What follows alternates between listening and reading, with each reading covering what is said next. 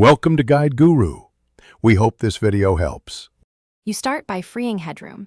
Aim to reserve about 15% on SSDs so the system can manage files. Once you've backed up critical data to an external drive or cloud, remove obvious space hogs like downloads, old installers, and duplicate ISOs. Make sure to run a quick disk usage scan to list the largest folders. Prioritize folders above 1 GB. Then empty system trash and temporary caches. This immediate cleanup creates breathing room for the deeper steps. Now analyze storage in detail. Run a disk analyzer and sort by size so you can see the real culprits.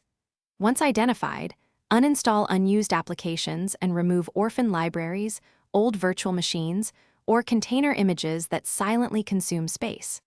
For files you must keep but rarely open, compress or archive them to external storage or the cloud.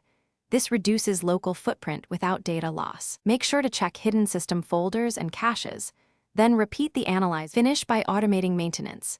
Schedule temp file purges, log rotation, and routine archiving so the problem doesn't return. Once done, enable monitoring alerts at around 85% capacity and create automated pruning rules for old backups and cache files. If you encounter a sudden drop in free space, check for snapshots, runaway backups, or a recently installed process generating large logs. Scanning for large hidden files usually reveals the cause. A single troubleshooting check of snapshots or container layers often fixes unexpected loss. Thanks for watching. Consider subscribing if we helped you today.